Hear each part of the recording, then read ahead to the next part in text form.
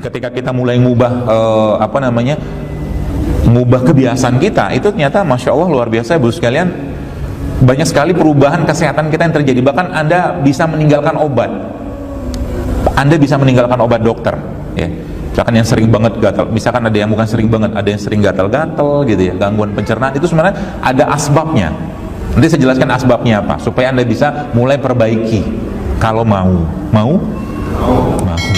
Sekarang ngomongnya mau, nanti buka puasa kita lihat. Baik, jadi singkatnya kalau bicara secara ruhiyah, kalau bicara secara ruhiyah, sebenarnya penyakit ini minyaknya ya, secara fisiknya. Dan berapa banyak Anda minumnya? Ya nggak usah banyak-banyak. Kalau dalam penelitian yang saya baca, kejauhan kali Pak, kelihatan Pak, mau difoto. Kelihatan apa? Sayanya apa botolnya? Ya.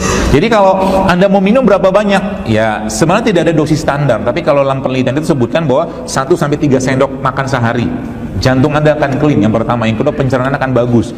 Terus juga saya pesan kepada Anda yang sudah mengalami konstipasi atau susah buang air besar, kalau mungkin sudah makan apel 1 kilo, nanas 1 kilo, pepaya 1 kilo, nggak keluar-keluar juga, Anda makanlah minyak. Paham maksudnya ya?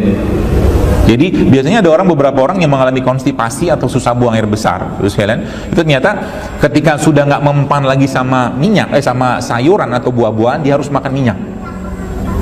Dan ingat ya, kanker, semua jenis kanker, kalau saya boleh katakan, faktor atau mungkin salah satu tanda keluhan yang paling bisa kita amati adalah orangnya susah BAB. Jadi kalau ada orang susah BAB, maka waspada sekali sekalian. Karena itu bisa numpuk fermentasi di sana dan bisa mengubah morfologi sel dalam tubuh kita. Ya, seperti itu. Ya. Nah, balik tadi ke konsep ruhiyah. Jadi sebenarnya kalau saya boleh katakan, sebenarnya secara ruhiyahnya ketika jantung bagus, emosi bagus, perasaan bagus, hormon pun bagus.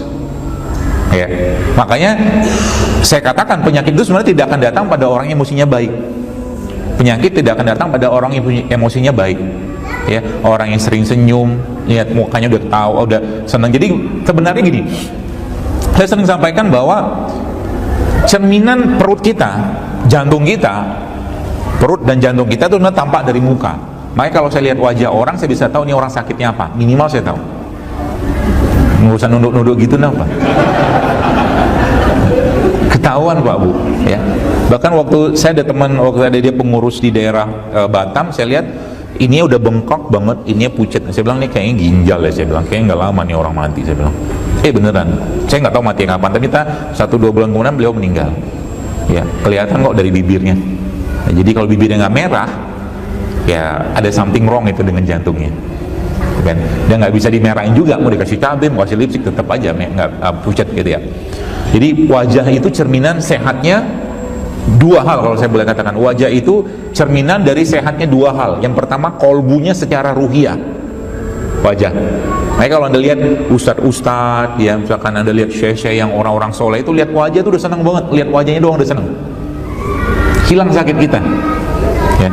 Perasaan nggak senang kita, perasaan yang gundah gulana, lihat wajah orang baik, orang soleh itu menyenangkan ya. Makanya saya senang lihat wajah Anda, kelihatannya soleh-soleh, insya Allah.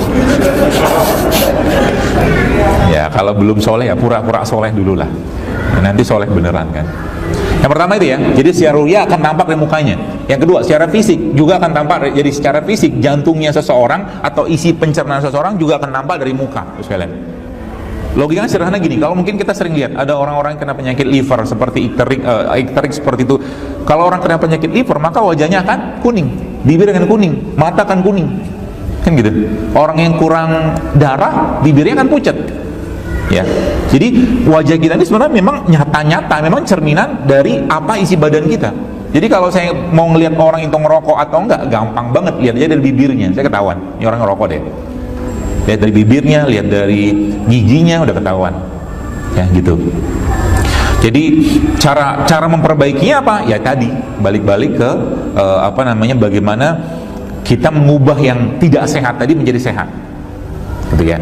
Dan ada beberapa hal yang mungkin kalau saya boleh katakan, kalau saya boleh minta kepada Anda, kalau Anda mau kerjakan, maka saya bisa pastikan insya Allah berbagai macam penyakit bisa hilang, termasuk yang nyeri-nyeri, misalkan terutama yang sering banget sekarang itu keluhan orang habis bersila semutan, itu bisa hilang dengan beberapa cara ini nanti saya tunjukkan. Oke? Nah, dan Nabi SAW sekalian, kalau saya boleh katakan, sudah memberikan berbagai macam cara tadi ataupun berbagai macam pola tadi. Oke?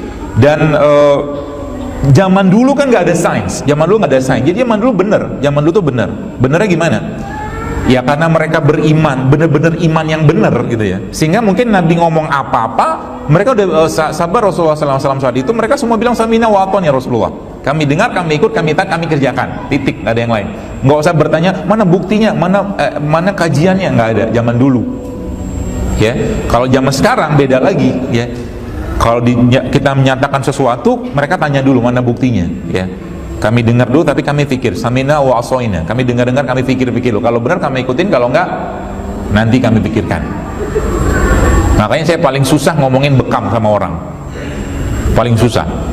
Kita beberapa kali ke Kementerian Kesehatan ya, mereka mungkin belum paham ya, bukan saya menyalahkan mereka, tapi mereka minta bukti ilmiahnya, padahal bukti ilmiahnya sudah ada. Dari mana? Dari hadis kan gitu ya. Jadi Nabi banyak sekali hadis tentang bekam.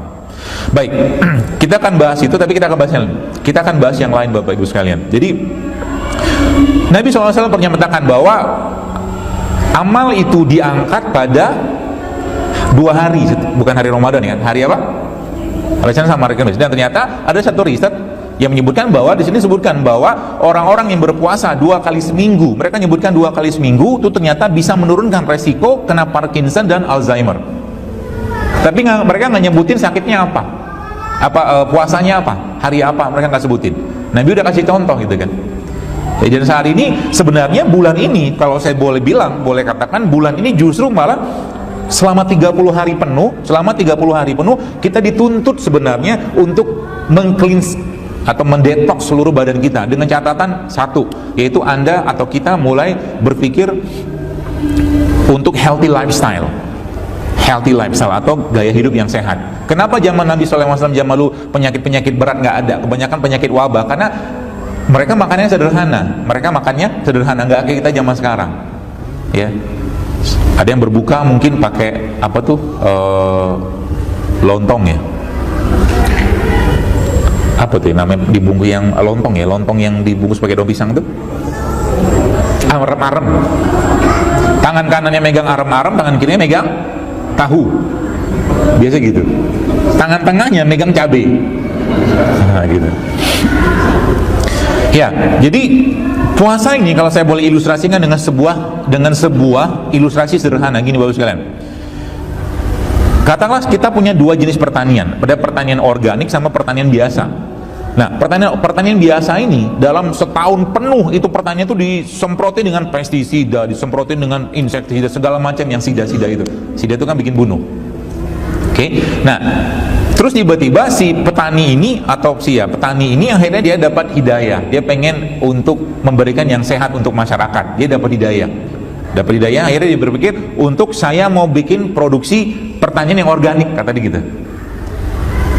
Kalau petani sudah mau melakukan seperti itu Bapak sekalian ya, maka dia harus melakukan suatu kegiatan atau tindakan yang disebut dengan land clearing. Land clearing itu tanah pertanian dia tadi itu tidak boleh ditanami waktu tertentu, itu cuma gemburkan terus, dikasih pupuk-pupuk alami semua, itu namanya land clearing. Saya lupa berapa lama, dia katakan 6 bulan dan sampai 1 tahun. Jadi nggak boleh kasih apapun kecuali yang bagus-bagus di situ. Oke. Nah sekarang setelah nanti sudah cukup tanah tadi sudah bagus, baru ditanam. Sebenarnya kalau saya boleh katakan, saya mau tanya kepada Bapak Ibu sekalian, jujur aja lah, dalam kita punya 12 bulan sekarang, 11 bulan sebelum Ramadan, kalau saya boleh tanya, Anda lebih banyak nyampah atau hidup sehat? Nggak mau jawab di Pak. Jujur aja kan kita banyak nyampah ya, kita banyak bukan nyampah sih terlalu ekstrim bahasa, tapi kita banyak makan-makan yang justru nggak sehat. Dikasih bulan Ramadan kayak begini, boro-boro justru malah bukan bikin land clearing. Jadi kalau saya harus katakan, ada tanda orang yang nggak sukses puasa Ramadannya secara fisik ya, adalah hari pertama ditimbang berat badannya 60, hari terakhir 70, itu nggak bener puasanya gitu ya. Ya iyalah, orang justru kita sekarang mau restriksi kalori, kok malah kalori digede-gedein ya. Sudah tadi udah 11 bulan sudah banyak